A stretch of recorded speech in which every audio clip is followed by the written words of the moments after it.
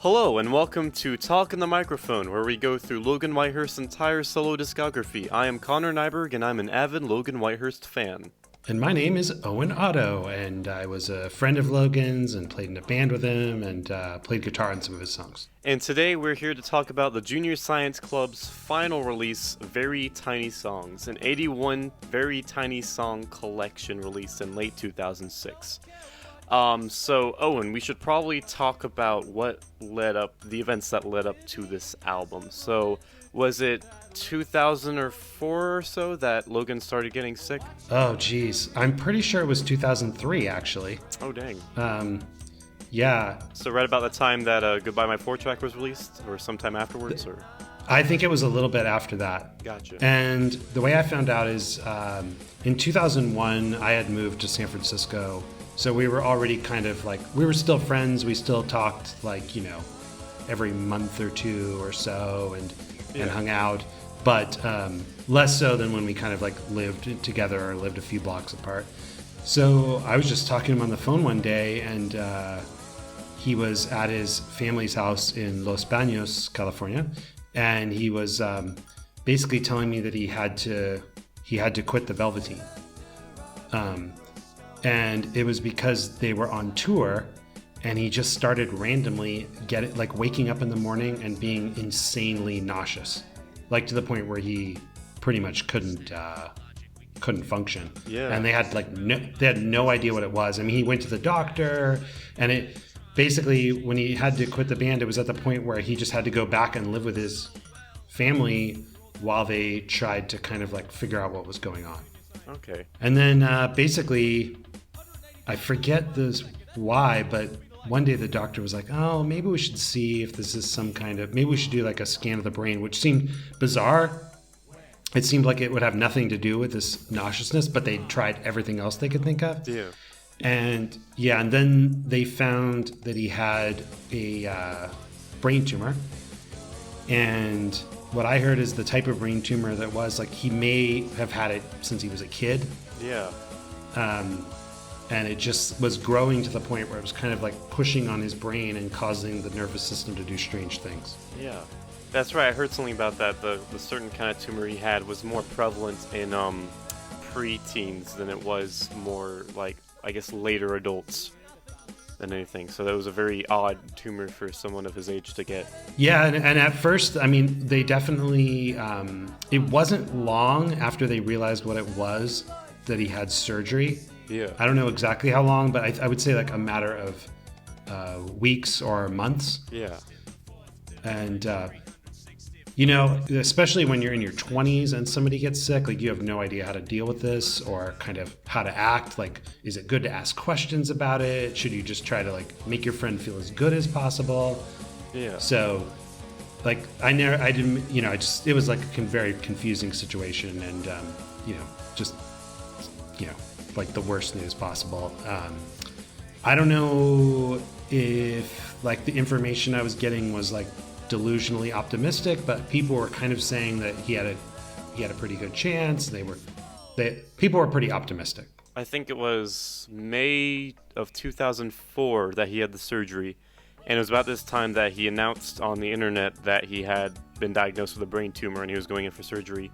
And it was also this time that he left the Velveteen, and the reason he gave for that wasn't the nausea that he had on tour. It seemed more that the way he worded it seemed more that he wanted to focus more on the Junior Science Club anyway. It's that he did the Velveteen and that was his excursion into serious music, but now he wanted to focus more on the kind of music he was doing as the Junior Science Club. Yeah, I'm not pretty sure I don't believe that. Okay. But maybe he was just trying to make it sound better. I don't know. Yeah. So how was Logan through all this? Well, I mean, before the surgery, he was, obviously really depressed about it. Yeah. But still, basically, he seemed like himself to me. Like when we talk on the phone and stuff, he would still be kind of joking around and stuff. Yeah. But then, I went to the hospital like like the day after the surgery or something of this sort. And then obviously he's in like a, terrible state. And, but anyway, not to go into extreme detail, but then basically over the next few years, basically he was like living with his family. And so it was kind of like it was like a 2-hour drive for me, but I would go and see him a few times a year, and it was kind of up and down depending on how the like it kind of went in waves. Like it seemed like he was getting better. Yeah. Like people would think that maybe I don't remember the exact amount of times, but there was a few times where they thought he was in the clear. Yeah. And actually, one of I'm just going to guess, you'd have to fact check this, but I'm going to guess like the third time that he thought he was in the clear, it was like, okay, no, really, you're good now. He had all these, chemotherapy and, all this stuff, and they thought they had gotten rid of it. And by the way, he described the stuff to me, and, as you probably heard from family members having this, it's just like a terrible, terrible experience. Yeah. And you get really, really sick, and it's just, Yeah. you don't expect to have to go through that when you're, 27 or something of this sort. Anyway, they thought he was really, really cancer-free and was going to be fine now. And that's basically when he made Very Tiny Songs. So it was kind of like he was trying to get back into making music. He had been, too sick to really do much for a few years, which is crazy for a guy who was like making a song a day or whatever. Yeah, I bet that was very hard on him, especially with the cancer and all. It seems like that in and of itself was hard on him, not being able to do that kind of thing as often as he used to. Yeah, exactly. Yeah. So, he was at home and his family was taking really good care of him, but I think it's just kind of like you have no energy to do anything. But, I'd go visit him and we'd still like talk about the same kind of stuff, joke about the same kind of stuff. Yeah. But one of the later times I went to visit him was when he seemed to be getting significantly better. And he showed me, it was before Very Tiny Songs came out, but it was done. Yeah. And I think he gave me a copy and he was like showing me the artwork and he was just super proud. Yeah. And it's just like such a triumph, for a human who's been through all that to kind of like be able to get it together enough to make something like this. Yeah, exactly. I mean that's just incredible because from what I gathered, he basically had to kind of regather his motor skills after all the chemo and all the stuff he had gone through. Like, just, like, get it all back. And then to record, like, 81 songs, even very tiny songs, put it all together, compile the album, make the artwork, and that kind of thing. That's amazing. Yeah, he was definitely affected in, like, I remember when some of the times I'd go see him, he'd walk with a cane. Yeah. Couldn't walk too far, and it definitely affected him physically, as you say. And even, I think it's just, like, really hard on the mind. Yeah. From what I gather, Logan announced the Very Tiny Songs project in May of 2006, and he took up recommendations all the way up to June. And little by little, he kept recording the songs, and he put them out for free on his website. And then I believe it was in August of that year that he took them all down, and he compiled them all together, and they got released in December of that year by Pandaside Records.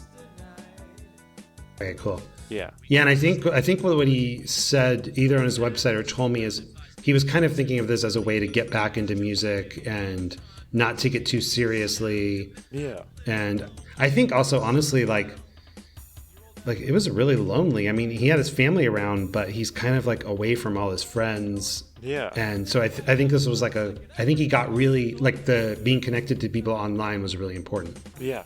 And I think that definitely helped him with bringing back the energy of making new songs. So it's interesting that this album, whereas Goodbye My 4-Track was completely just a lot of collaborations, this is just him at his computer, probably with a program like GarageBand or something, and he's churning out these songs with ideas that people gave him over the internet. So it's kind of like an anti-Goodbye My 4-Track in a way. Oh yeah, the super solo at home. Yeah. Kind of like going back to doing it really quickly. Exactly. Yeah. This is like he's going back to his roots per se, just to get the energy to keep writing songs and get back into the habit, I guess, the routine. So it's interesting to view this album in that light. I mean, there are a lot of really good songs on this album, and there are just a lot of songs on this album, period. So, do you want to talk about how we'll approach this album? Because there's a lot of songs, 81 tracks. Yes. And they're all like a minute or less long, so... Side note, I was thinking about this. I think the reason why he made 81 songs is so that he could do the cover idea, where it's like a grid of 9 by 9. Yeah. Yeah, there's basically like a little drawing for each one. I could just totally see him thinking this through. You know, like, oh, I got 60. So, oh, wait, I need to get to 81. So it'll be like, you know, even. All right, so here's what we decided to do. Who knows if this is going to work? But it's like we can't do 81 songs the same way we've been doing the other albums, because like it would be a 5-hour podcast at least, and we'd be starving, and it would be.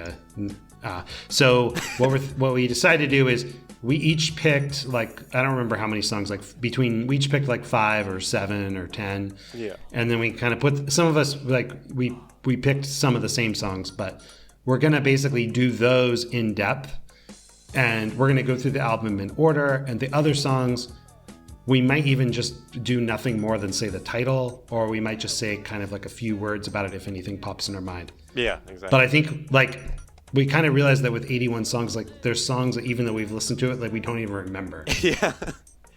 It's insane how that happens. And it's a very hard album to listen to one way through.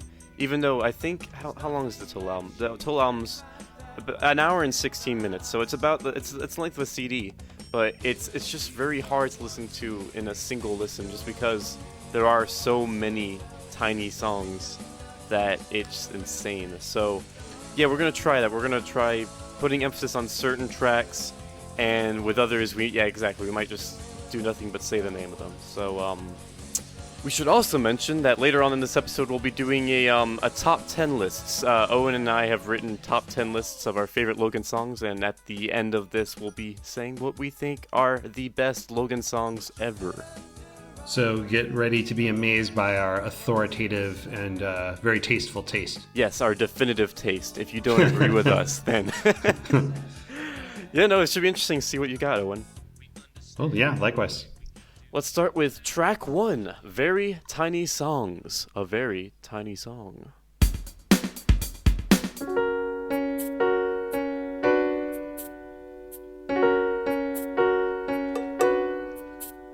The very tiny songs are musically small. The very tiny songs, I've come to love them all. The pangolins and ants, the unicorns and trees, infiniminty toothpaste, little dogs and Mr. T. Welcome to the very tiny songs.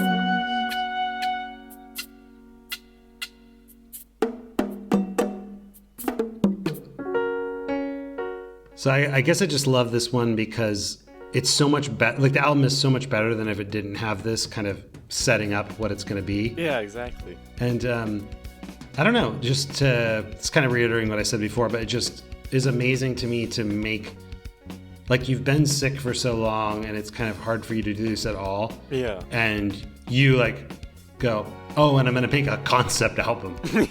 And that is fingertips gone insane. Yes. Exactly. And then I also love how it kind of, this is something we talked about in the last episode, how it kind of name checks all the songs that are coming and stuff. Yeah. So it just makes you feel like you're inside this little world. Yeah, it's a nice introduction, a little entryway into what you're about to listen to.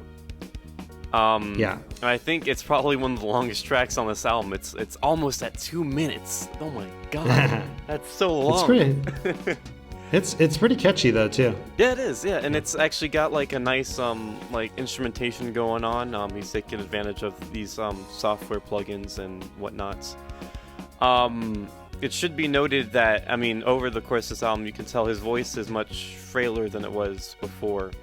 But I'm assuming that's due to just getting back into the groove. It really.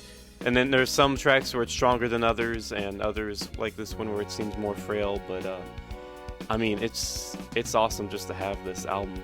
It really is.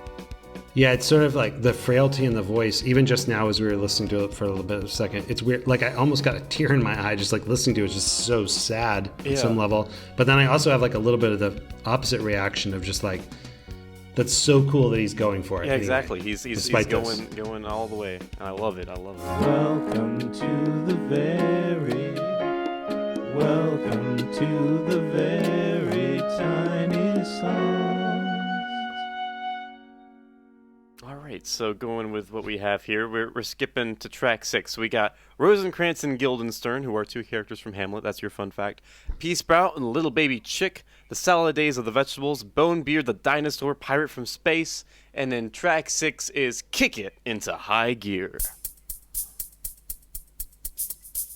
Kick it.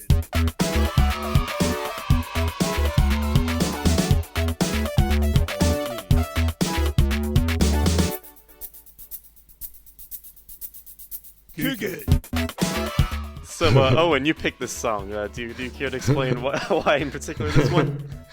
I really like this one. The main reason is the way it has this spot where it pauses. It goes tss, tss, tss, like the hi-hat's going, and it's not saying anything. And it just makes me laugh when it pauses and doesn't say anything, because it's like building up this anticipation for him to say "kick it." And you got the kids cheering, "Yay!" Yeah. And then I also like it that somebody submitted the title to him, "Kick It into High Gear," but he only just says "kick it." Oh, it also kind of reminds me of this band called Go Team. Go Team. You know them? They sound familiar, yeah. So Kick It into High Gear. I like that one. That's funny. It's awesome. It seems like it should be used in a commercial for something. It does. It's like you can hear it's almost like you can see the commercial, but you're not sure what it is. What's being kicked into high gear? What's happening? Why are there kids screaming "yay"? I don't know. It's a mystery. I don't know. It's probably like a commercial for deodorant or something. There we go. Kick into high gear. That's the new deodorant anthem. All right. Track 7, Infinite Tube of Toothpaste. And track 8 is Damn the Cancer.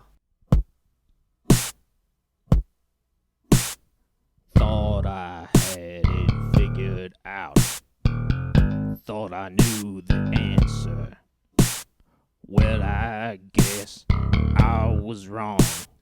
Damn the cancer.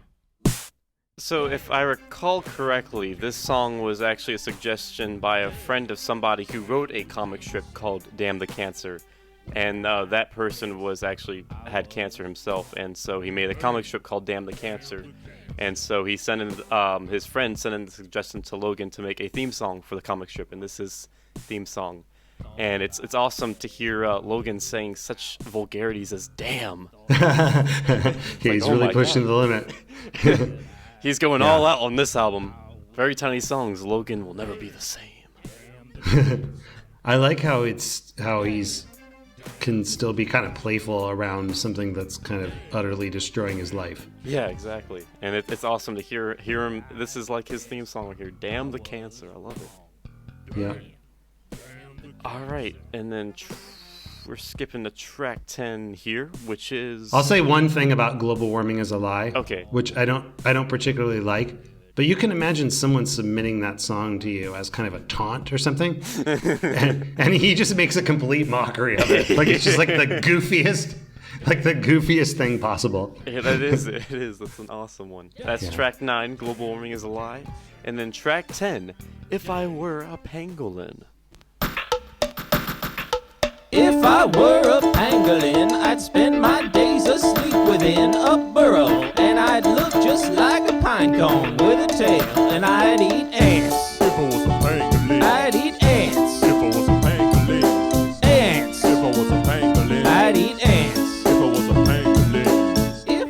like this one because I just like the tune. Yeah. And I like that like rapper backup vocal in the part. But I also like it because as a like science song, I have never heard of a pangolin outside of this song. I don't like everything I know about a pangolin is from this song. Yeah. Like it's completely possible that it doesn't even really exist. I've never looked it up. It actually I assume does. They do a exist. pangolin does exist, and he is right. It looks just like a pine cone. It's so weird. It's like a walking little pine cone. It looks like a mixture between like an anteater and a pine cone. I don't know. It's a weird. I can't look away from it right now. It's on my screen. I can't look away. So I like this one because it was genuinely educational for me. Yeah, exactly. You learn a lot about a pangolin. They look like pine cones. They eat ants and termites. One thing I noticed when I was trying to pick the songs that I want to pick for this, they tend to be the ones near the beginning of the album because like by the end of the album I am just like exhausted. I honestly really don't blame you. I mean, again, 81 songs. It's just so much. But there's a lot of there are a couple really good ones that are scattered. I think I have a few that are closer to the end. Actually, I have like 3 in a row from the 70s listing. So, yeah, I was envious of your ability to pay attention. Yeah, I'm envious of it too. All right, so here we go. We're skipping to track 17 here. So track 12 is Susan. Track 13 is Ambassador Robert W. Fitz, which I actually kind of like for some reason. Track 14 Who's is that? That's the one where it's like a guy doing a beat poetry thing, and he's like, "I am Ambassador Robert W. Fitz, and I mean it." And it's like a wheel. No, I mean, wait, what? I mean, who is I actually don't know. Robert W. Fitz? That's not a person. I looked up Ambassador Robert W. Fitz. That's not a person. Ah, okay. I don't know who Robert W. Fitz is. It's a mystery. Huh. But By the way, I notice a predominance in this album, even with probably the song Susan that was just the one before, of it's like if you tell people, hey, submit a title and I'll write a song about it, like a surprisingly large number submit their own name. Being like, yeah, write a song about me. Oh man! But I mean, actually, I think Susan, that was the one who was about the woman who was in love with Santa Claus, right? I don't remember it. I think I don't remember how I remember that, but that's pretty funny. But actually, there are a couple like that. So track 14 is Underwater Basket Weaving. Track 15 is Michael is the President of the English Club. Track 16 is Trapped in the Stomach of a Giant, and track 17, What Will Laura Be When She Grows Up?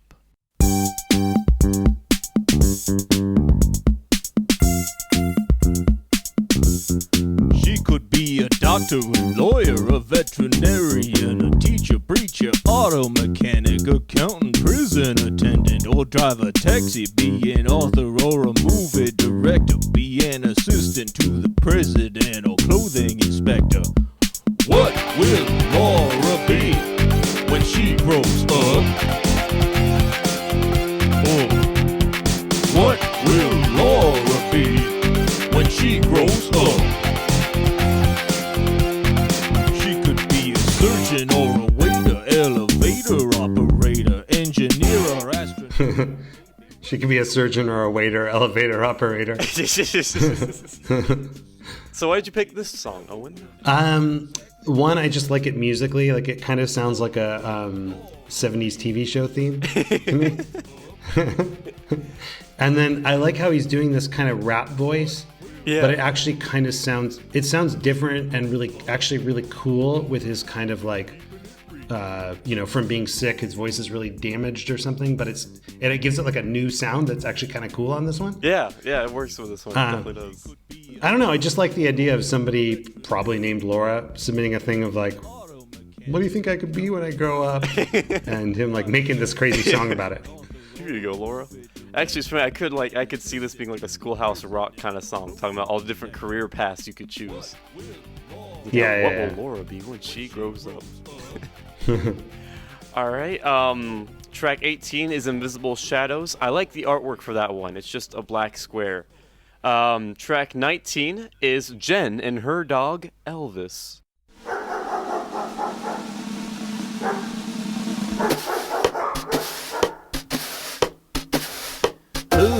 that girl walking down the street with brand new sneakers on her feet.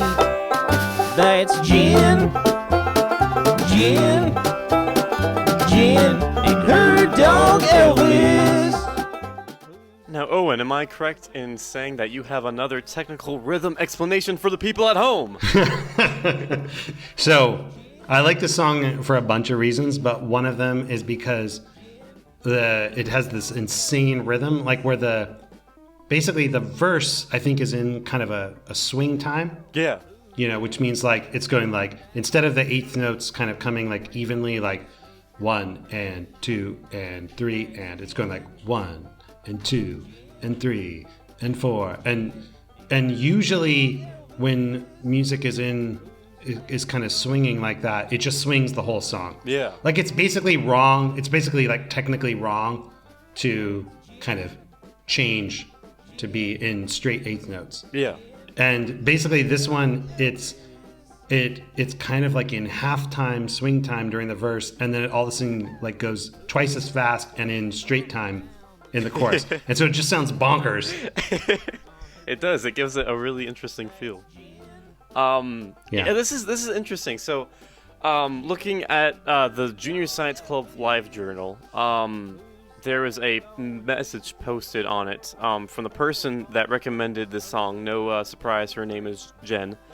And she messaged Logan, and Logan sent her quite a lengthy backstory into the song. I'm not sure how serious to take it. I'm just gonna read it here.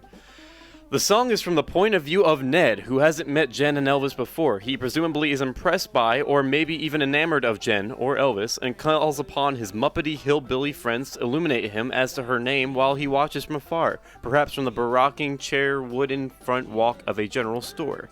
Jen is fairly safe outside this circle of local types and probably has big city existence in her future. Elvis is thankful for his drugstore dog treat, but he enjoys the walk there much more than he does the experience of being manhandled by the proprietor's gangly adolescent son, who isn't in school today for one reason or another. Does he even go to school? We don't know. Mr. Trumbull, the local truant officer, is actually singing bass in Ned's informative chorus across the street. Oh, that's a lot of backstory that I didn't get from that song, and it's really interesting to hear him say that. I don't like. I never would have thought of any of that. But what I did think, one of the reasons this song stands out to me is, like, first off, that it's just a really like fun little, tightly constructed song. Yeah. But also, it feels like it's like the best of Flash Fiction or something. Like, you feel like you really did go completely into this little miniature world in, I don't know, 50 seconds or something. Yeah, the little hillbilly world of Jen and her dog Elvis. I like how he says that his Muppety hillbilly friends to illuminate him. I'm like, oh wait, I can see Muppets, some hillbilly Muppets singing this. All right, cool. That's perfect. So it's interesting how this little song, there's so much behind it that I didn't even realize. I kind of like that. That's really awesome. Hey, by the way, I just want to comment that we are almost 25% done with the album. No way. That's right. All right. So track 20 is Snake Babies. The fun fact I'll give for that is that the theme to that song is used in Replica, which was a short that Logan scored in 2006. It's the same theme. Track 21 is Dr. Jekyll's Toothbrush. You know that feeling you get when you go to bed without brushing your teeth? That feeling like some evil toothbrush is creeping up on you and you really should have brushed your teeth before you got into bed? Yeah, well, that's because back in the late 1800s, Dr. Jekyll, the famous fictional behaviorist, developed a device so terrifying and efficient, some even believe it is alive, driven by a singular purpose. To brush your dirty teeth clean, whether you like it or not. You can't hide from Dr. Jekyll's toothbrush. Brush, you're gonna brush your teeth. You can't hide from Dr. Jekyll's toothbrush. Brush, you're gonna brush your teeth. This fits in so, well with everything Logan's done up to this point that it's just funny. It really is. I think what I like about this one is that it doesn't have like a song structure, like verse, chorus, verse, chorus. Yeah. It kind of, like the actual kind of song part of it doesn't even start until halfway through.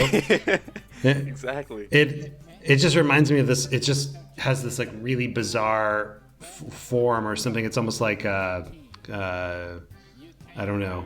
Like it has something like opera, but also the opposite of opera, like the most like lo-fi, trashy. Yeah, it's really cool. That is. I just love the whole backstory. I think that's amazing. Someone sent him Dr. Jekyll's toothbrush, and he came up with that. And it's weird. Sometimes, like, if I go to bed without forgetting to brush my teeth, I'll think of this song, and I'll be like, I better brush my teeth. I better do that. That is what you want to do as a songwriter. This is what I was trying to say the other day about how I love the ocean is for me. Oh, yeah. Like now Logan has claimed the ocean. Yes, he has.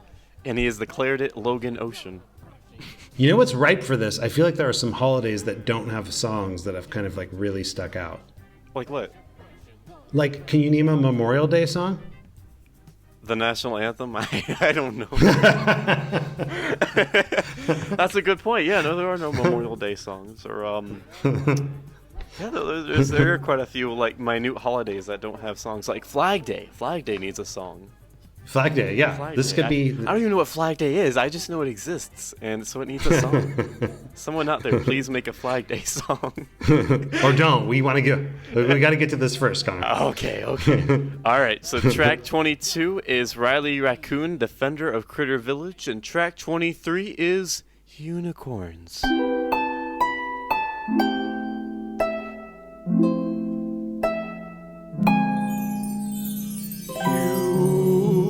Unicorns are beautiful and magical. Unicorns are magical and mystical. Unicorns are mystical and wonderful. Unicorns are wonderful and beautiful. Unicorns getting busy at the discotheque. Unicorns get busy at the discotheque.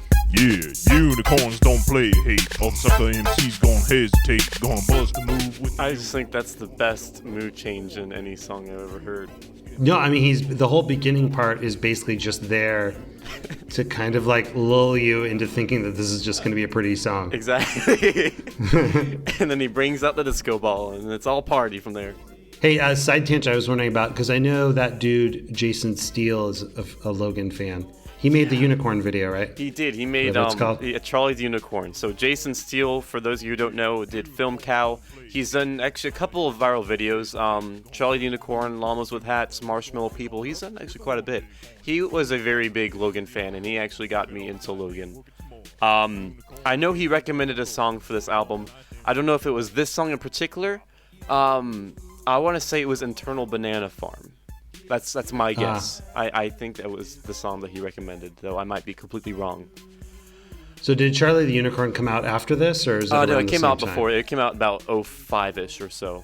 But okay. Yeah, Jason discovered Logan in '99, I believe. So he was around listening to Electrostatic Motor. Yeah, I was oh no, I did know that they were connected because Jason Steele actually made like a Littleton Frog webpage or something, or maybe he bought the URL and had it point to something. He bought the URL. Yeah. And I was like, wow, this, and then it was amazing to me because I was actually a huge fan of that video. Yeah. And, watched it with a lot of friends. And of course, like everybody, like I thought that I was like, oh, I know somebody just like that. The two female characters in it. Yeah, and okay, keeping with a side tangent, he did make the Logan Whitehurst Music Archive. He's the one responsible behind that. So if anybody looks up Logan Whitehurst, you'll find his first 4 albums are free for download, as well as a bunch of miscellaneous tracks. That was also Jason Steele. He set that up shortly after Logan died in late 06. Yeah, it's really cool. Yeah, it is. It's amazing. All right, so track 24 is Noel Loves Shakespeare. Track 25 is Glass Pop Bottles, and track 26 is The Periodic Table of the Elements. Late last night I had a terrible dream. I made a horrible mistake, or so it would seem. I guess I must have spent a little too much time in my chemistry class, 'cause the periodic table was after me. The periodic table of the elements was twice the size of an elephant. It was a matter of time before I met my fate, and I was murdered by the table of atomic weights. I honestly, I kind of love how this album, with everything Logan went through and making these songs, it sounds just like him. Like I could hear this song on like Earth Is Bigger, Goodbye My 4-track, this periodic table song. It's so funny. Yeah, this one's a really good one. Yeah. Some good rhymes in there. What made you pick this one in particular? I don't know. I guess maybe that was it. Maybe because it reminded me of something that would have been on one of his last 2 albums or so. Actually, it's interesting listening to it this time around. It kind of reminds me of I Am So Important from Electrostatic Motor. I'm not sure exactly why, but it reminds me of that song a little bit. I especially love the ending lyric, "You'll never get me, copper." You'll never get me, copper. Classic. So that's referencing the first album? Yeah, and Copper the Element. I'm like, I get it. Oh, I didn't even get that. Nice. Yeah, but yeah, and at the same time, it is kind of like, it's like you think outsmarting the popos. That's your first thing when he talks about cops. Yeah. You immediately think outsmarting the popos. All right. Track 27 is We Are Fire Ants. Track 28. On the Fire Ants, I just want to mention there's a surprisingly large number of ant songs. Like I've heard ants mentioned at least 3 times already. That's a good point. Yeah, we mentioned the ant and the block of cheese. And there were ants in Pangolin. That's right. Yeah, there were ants in Pangolin. There's a lot of ants. So either. But I think in general, if you had to if you ask Logan fans to submit song titles, like some large percentage of them will be their name. Yeah. And then another big percentage will be animals or this type of thing. Interesting. Yeah, I didn't notice that at all. That's really interesting. Huh. But yeah. So track 28 is The Mischievous Elves of Iceland, and track 29 is What It's Like in Japan. You can make huge coins materialize, shoot fireballs out of your hand. You can grow 10 times your normal size. That's what it's like in Japan. There are big green pipes sticking out of the ground, bricks floating in the air. There are mean little turtles walking all around. That's what it's like when you're there.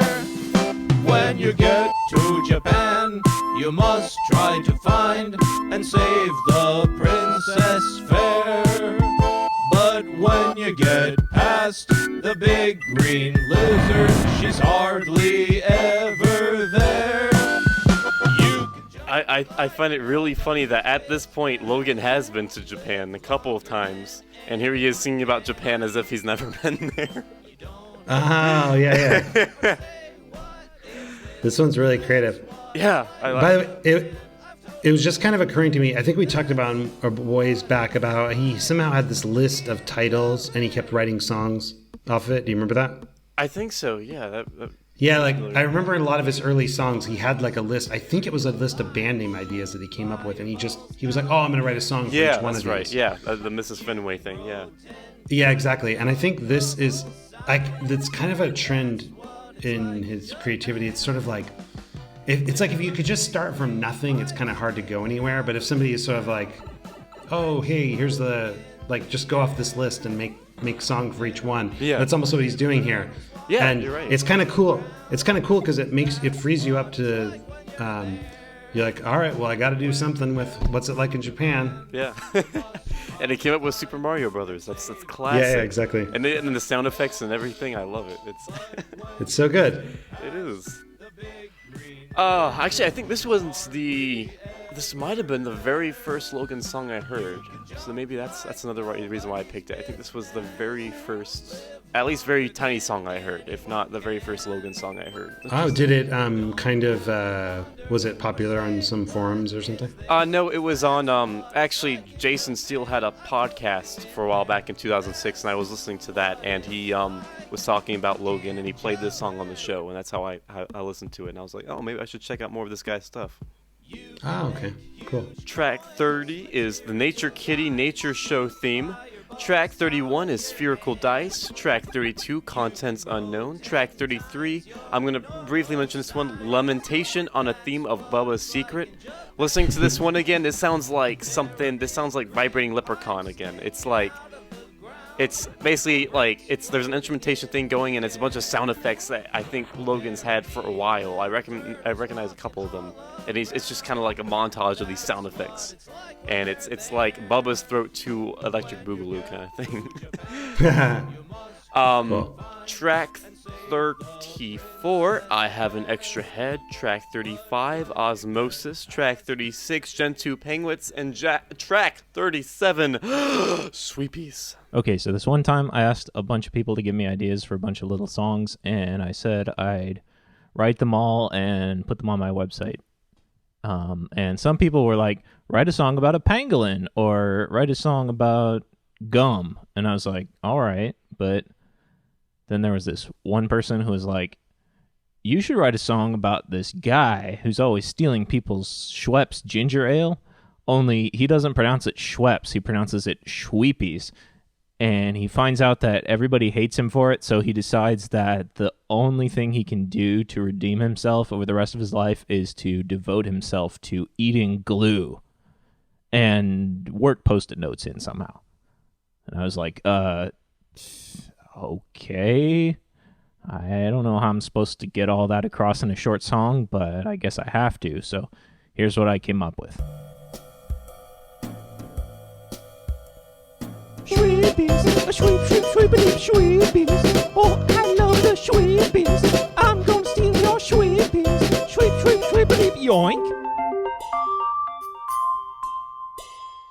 Give us back our ginger ale.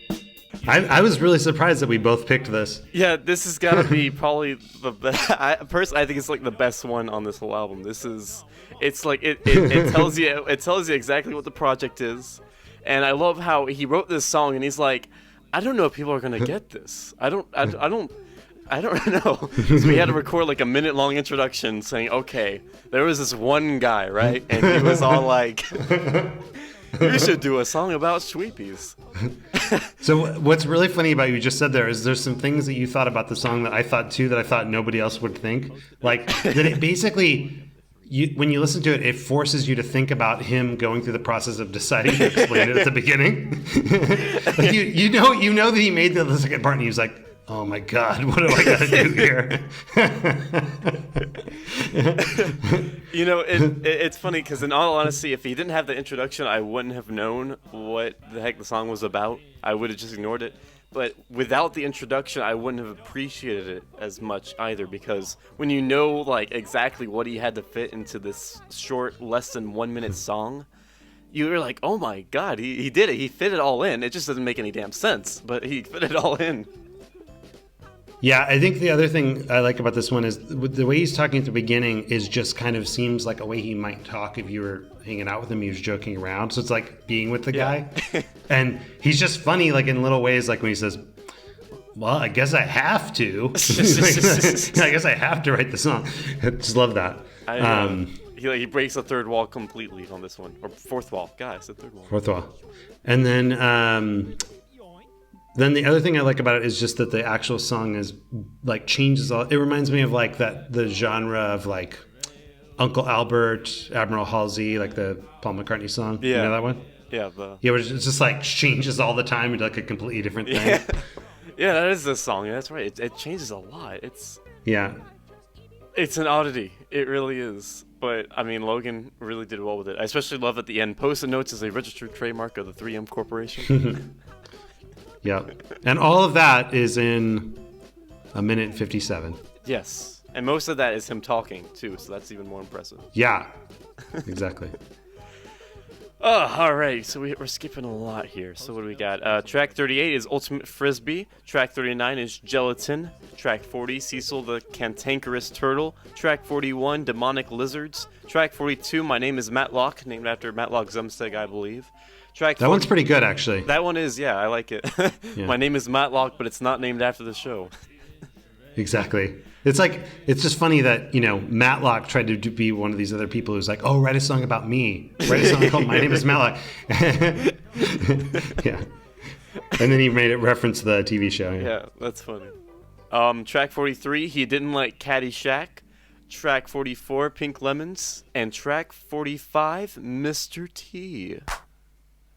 This is a song about Mr. T. Say, everybody clap your hands. Right on, brother. This is a song about Mr. T. Say, everybody clap your hands. This is a song about Mr. T. Gotta shake that tambourine. This is a song about Mr. T. Gotta shake that tambourine. Yeah. Who's gonna rock us? B.A. Baracus.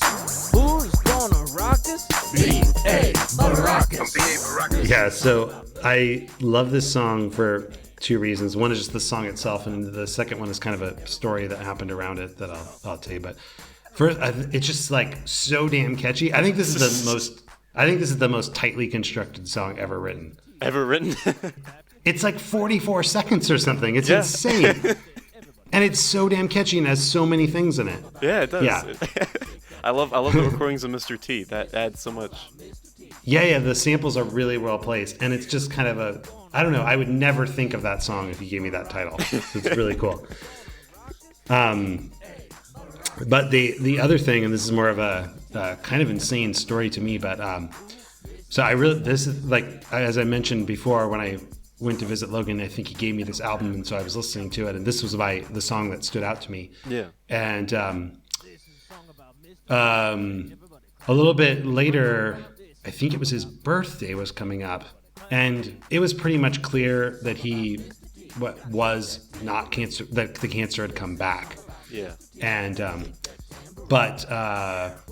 and he was feeling really isolated away there, and a lot of us couldn't go to his house for his birthday, and so I had this idea of getting a bunch of friends to all send videos, like messages to him, and I put them together into one thing. Yeah. And then play it for him. And so a bunch of people did, and then the video I made, I used this song, Mr. T, as the soundtrack. And at the time I was like, with me and my wife and some friends, we were really joking around about this like rock and roll move that rock singers would do on stage that we called the gravity pull. You could see like Freddie Mercury do it or something, where you like raise your fist up in the air and look at it and like pull it down and make a rock, like a total rock pose. So I made my video be like me teaching Logan how to do the gravity pull so that he could be a better rock star on stage. And then, so it started with me explaining how to do the gravity pull and like demoing it. And then it went through like a series of pictures while Mr. T was playing of people doing the gravity pull. And then at the end, I had this picture of Mr. T seemingly doing the gravity pull. He was probably just flexing his muscles or something. But anyway, I put this whole video together, and then I was actually going to visit him, and it was a little bit before his birthday, and I went there, and he was really sick. I mean, he was at the point where he pretty much he was in bed. He pretty much couldn't talk. Yeah. But he could hear you, and like sometimes you'd interact with him a little bit. Mm-hmm. And just with hanging out with him and his stepbrother, and I think his sister, it just didn't feel appropriate to play the video. Yeah. So it just felt wrong, and so I just left like this DVD there and went home, and I was kind of bummed about it. But later, I heard that they decided to play it for him. When I wasn't there, obviously, and they told me that he watched it and they couldn't tell if he was like paying attention, if he was like getting it or not. It was like because he didn't really talk, so it was hard to tell. But when that video ended, he like reached up in bed and did the gravity pull. which just like blows my mind That is because it's awesome. it's just amazing because like even when he's in this terrible state, he still had a sense of humor. Yeah. He's It still just a blows rock my star. mind. He really is. Love it. Yeah. That's awesome. That really is. Yeah. All right. Track 46, The Girl Who Liked Baseball, and track 47, Bryan Fernando is awesome.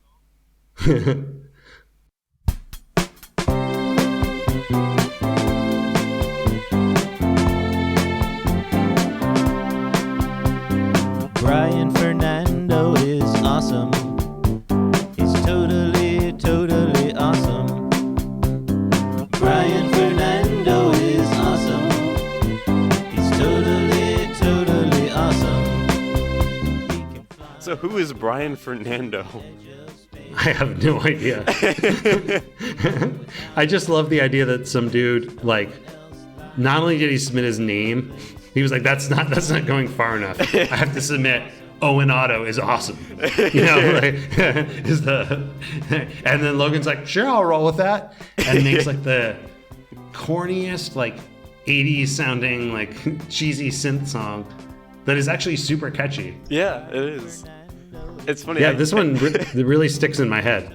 I can kind of see Bryan Fernando in bed. Like, he has his alarm set for like 6 a.m. every morning, and every morning his alarm song is this song.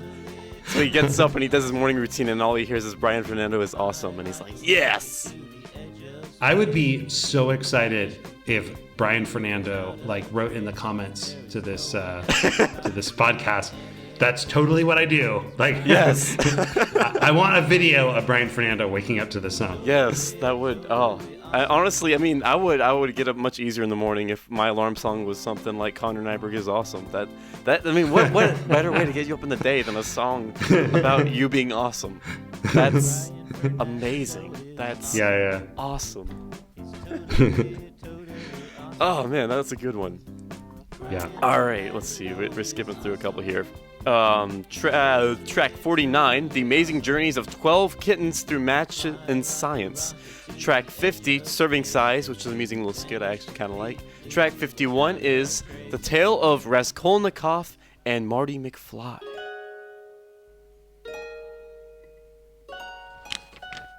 Once upon a time, Raskolnikov, the sullen and guilt-ridden protagonist of Dostoevsky's novel Crime and Punishment, decided that the burden of anxiety, self-loathing, and shame he carried over his murdering of a pawnbroker and her sister with an axe was too much to bear. He signed up for an inexpensive dance class to take his mind off of things for a while. On his very first day, he met a plucky young fellow named Marty McFly. Marty was a besneakered time traveler who was in the process of learning Russian dance. He had already mastered all of Michael Jackson's moves and felt it was time to expand his terpsichorean repertoire by attending a dance class in fictionalized 19th century Russia. His access to a fictional time machine in the form of a flying DeLorean had facilitated his attendance at this course. What made you pick this one? It stands out. It really. I remember this one just because it was so weird, like Raskolnikov and Marty McFly, and I love how like he has the storybook sound effects where he's like you can hear him turning the page as if he's just reading out loud. Once upon a time, Raskolnikov. Yeah, what I like about this one is it seems like somebody was the person who submitted this song was messing with him. Was like, oh, I'm gonna put these two things together that don't go together at all. Yeah, exactly. You know, he's like, joke's on you. Yeah, exactly. Logan's like, sure, I'm up for that. Let's do it. Yeah. I find it also interesting that at the very end he leaves in he actually puts in a blooper from when he was trying to pronounce Raskolnikov and he kind of messed up and he's like blah. It's interesting. You never hear the outtakes of Logan, so it's interesting to have that just stuck at the tail end there. It's normal to have the kind of like mess up noises after the song ended. Yeah, that's true. But not kind of like the blooper from before. Yeah, it's interesting. But yeah, no, it stood out to me. And honestly, I don't know how I can forget Raskolnikov and Marty McFly. I don't think I ever will. All right, well, okay, so we got a lot to skip through here, so I'm going to try and go through this as quick as I can. So, Connor, we have like 30 songs to go. I know. It's insane. We're so close. Yet so far. I should mention that is like I think the Raskolnikov. It might be, if not the longest track, the second longest track on this album. It's like 2 minutes and 18 seconds. That's not very tiny at all. That's a moderately sized song right there. Although it also barely fits the definition of song. That's true. All right, I think that's on his a good very point. first day. That's okay. He can color outside the lines. He can Marty was outside, a in secret time between, traveler inside, who was in the process of everywhere. learning Russian dance. Track 52 is Love is a Cyborg playing the harpsichord.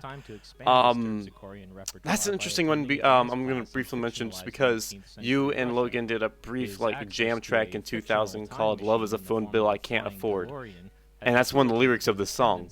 So I don't know if the person that recommended it did it because it rhymed with that, or if I don't know. That's just kind of coincidental, I think. Okay.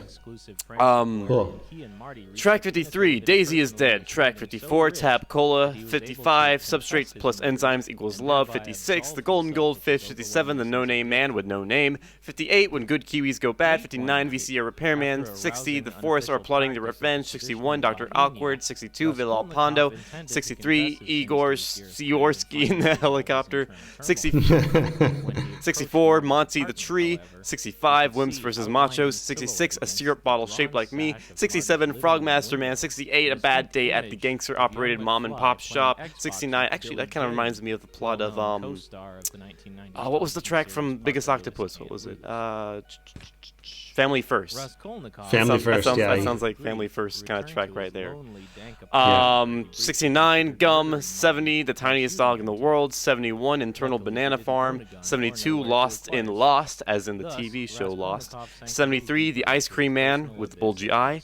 And that leads us up to 74, Vanilla's Sexy Love Life.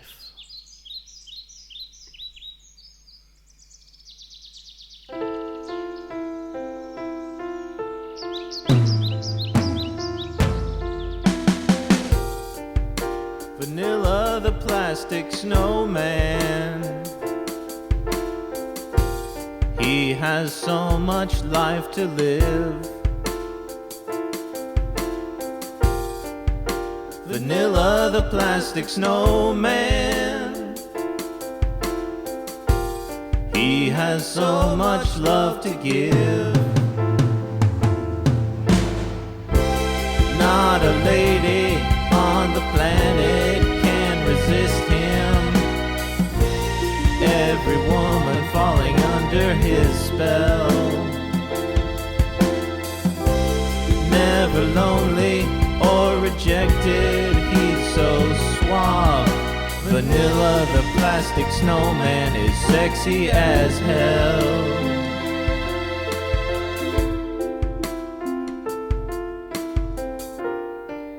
Oh yeah,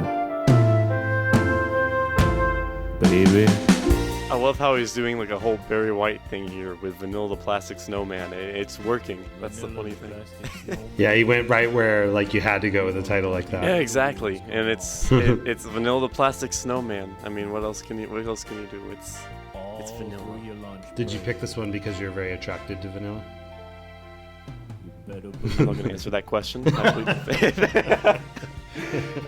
Honestly, I just think that's hilarious, and I think it stood out also album art wise because that's one of the only like photographs, and it's just vanilla. It's just a picture of Vanilla the Plastic Snowman. Yeah. You can't go wrong with vanilla. Track 75 is Super Duper Smile Salesman. Say cheese. Cheese. When you smile, does your face go sour? Do you find yourself constantly holding a sheet of lead in front of your face just to hide your horrible smile? Have you tried every single product on the market only to have them fail utterly? Now there's an easy way. The Super Duper Smile Sales Company has just what you need. No. I really like this one because I think this is the track on this album that reminds me most of Farkle. Oh yeah, this is definitely post Farkle. Heck yeah. I'm surprised no one suggested a Farkle song on this. I'm surprised. Yeah. But I think Farkle, there's enough Farkle songs. There's enough Farkle for Farkle to go around. Yeah. It's weird though, because it's more less of a radio commercial like Farkle was, and it's more like the audio equivalent of a really cheesy 80s or 90s TV commercial for something. You know, you got the synths and everything, and you can just kind of see the really cheesiness. You can almost see the cheese. And Yeah. It's weird. It kind of reminds me personally of the Tidal Max guy. You ever watch the Tidal Max commercials? No. They've got this salesman, right? And he's got the tannest tan and the whitest teeth, and he always shows his teeth when he's talking, and it terrifies the crap out of me. And I can see him being the poster boy for Super Duper Smile Salesman. Yeah, it sounds like a commercial on some like really cheap television station. It does. All right, and that leads us into track 76, The Villain Who Wears No Pants. The villain who wears no pants. No pants. No pants. No pants. He's evil and he wears no pants. No pants. No pants. No pants. Everybody get your pants on. Get your pants on. Get your pants on. Get your pants on. Everybody get your pants on. Get your pants on. Get your pants on. Get your pants on. That was pretty fun. I'm glad you picked that one. I think I've only even heard that song once because I can never make it this far in the album. Yeah, no, I think this is definitely one of the catchy ones on this album, especially the "Everybody get your pants on, get your pants on, get your pants." That'll just be stuck in my head. I'll be like, I gotta stop. I can't sing that out loud. I don't want anybody to hear me. Yeah, no, it's that's like the quintessential very tiny song here. It's only 40 seconds long and it's catchy and it's a villain who wears no pants. And he sounds like he's doing like a cartoon villain voice. Yeah, he does kind of, yeah. And then he got the weird deep voice also, which is kind of weird. All right, I think that was all of our suggested ones, so let me just go down the last few tracks here. Track 77, The Toaster Who Struggled Up a Hill Only to Find He Was Already on the Other Side. That's a very specific title. Track 78, Asian Afro. Track 79, James Wrote a Song About Me. Track 80, Melissa June, The Beautiful Deer. And 81, The Ballad of William Archibald Spooner. And Cool. that was very tiny songs. Whoa, There's we a did heck it. of a lot of them. And we only covered like the tip of the iceberg, which is insane. I wonder how much he was thinking about that you would make playlists, like put these songs in playlists rather than kind of listening to it as an album or, Yeah. listen to it on shuffle with a bunch of other songs. Yeah. Kind of like what you said, this is kind of like the Fingertips album, and Fingertips I think was like that. It's meant to be kind of heard. Those very tiny segments are meant to be heard on shuffle or whatever. But yeah, no, I can get that. So that was very tiny songs. Unfortunately, that was the last release by the Junior Science Club. In August of 2006, Logan had an earache, went back to check the doctor, and the doctor said the cancer was back and he wouldn't make it to the end of the year. And so Logan kind of cut his online ties, gave the master copy to Panacide Records, and December 26th, this album was released posthumously as Logan died the day of December 3rd, 2006.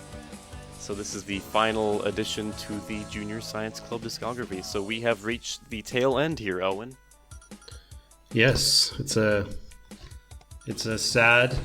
I'm feeling sad right at this moment, but I guess it is also, like we were saying, it has like certainly a element of like triumphing over that to have like actually sat there and made 81 songs. Like not many people could have the life force to do that. Yeah, even people who are perfectly healthy wouldn't be able to spend like 3 months working on 81 different very tiny songs. But Logan did it. Yeah, I wouldn't be able to do it. No way. I think the saddest part with this, for me at least, is that this album does sound like it's a transition album, and it's because it's Logan trying to get back into the groove of making music, and it's like he already sees the bigger and better things on the horizon, but those bigger and better things never come. I think that's the saddest part for me. Yeah, it's definitely a bummer. I mean, like as good as he got that whole build up, as good as he got to Goodbye My 4-track. Like, if he would have lived to be, even to 40. Yeah. I mean, he would have had like more than 10 more years to just keep getting better. Exactly. And he would, like, he had the talent, he would have. Yeah, no, definitely. And I think that's the sad part. I mean, where he could have been, where he would have been, but I think it's also important to say, I mean, what he did do, what he did finish was amazing. What he has all left for us is some pretty funny songs. And I think that's awesome. I really do. Yeah. I love it. It got us to sit there and spend like, I don't know, 6 hours talking about it. So. Yep. God dang you, Logan! So I guess we can try to jump to present time here. So I discovered Logan when I was about 12 or 13. And it's been a dream of mine to make a documentary on this guy. And so for years I did like on again, off again kind of research on him, listening to his songs, getting it all together. And I believe it was 2017 that I contacted Owen and Christine to do a short interview for a Little Tin Frog documentary, which was released in May of next year, 2018. Oh, I thought you meant of next year from now. It's like it's released in the future. The Little Tin Frog documentary won't be released. Yeah, that was worded weirdly, but yeah, no. And so that's how me and Owen and Christine met, and that was an interesting one because I think that was the first time you and Christine had talked since the breakup of Little Tin Frog. And I should mention I was born around that time, so that tells you how young I am. Yeah, so I was just astonished that like how much you actually knew about the songs, you know, like paid attention and knew all the, like, I think you would probably know more about Little Tin Frog songs than I would, maybe. Oh. And certain ones, like I remember there was even something where I was asking you about it, you were like, oh no, that was on this other version. I was like, oh, okay. That is kind of funny. But yeah, no, I find it funny that my favorite Little Tin Frog song was the one that you guys never recorded, Life Forms. I still think that's... I like that one. Though you did do a version with Logan doing drums. That one was very good as well. True, yeah, that's a bummer we didn't get that one recorded with the Little Tin Frog. Yeah. But then, yeah, I was struck that you knew the Logan stuff really well.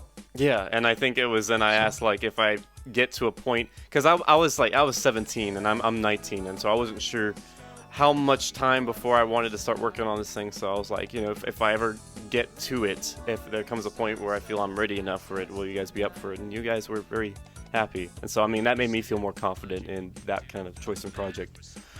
It wasn't until...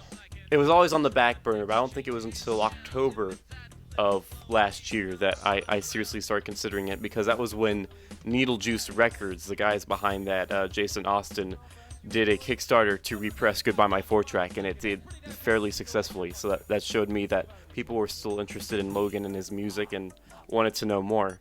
So that's what I'm working on right now. I have a Facebook page up for it, actually. It's Your Friend Logan. I don't have too much up on the page right now because I've been busy with school and whatnot. I took summer semester.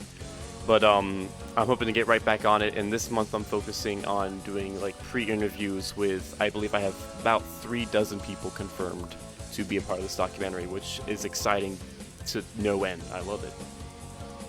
So it would be cool if, I'm just going to go right for the promotion. It would be cool if people would like your Facebook page. Yeah. Because it's hard to reach people about Logan stuff, like even to let people know about this podcast. Yeah, there's no centralized Logan area of the internet. It used to be, the Live Journal used to be fairly active, but again, that was, 10 years ago.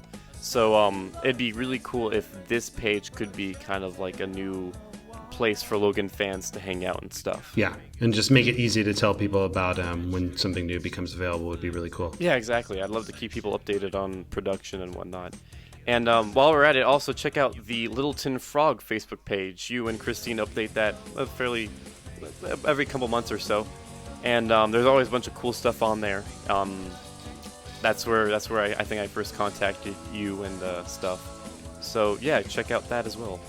Cool. So should we do our top 10 Logan songs, or do you have something else you want to do?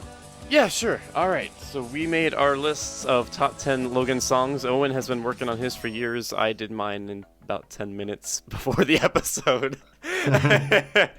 So this should be interesting. So Owen, you go first since you're the most prepared here. Okay. I'm still going to want to change mine tomorrow. Yeah, no, I probably will as well, but...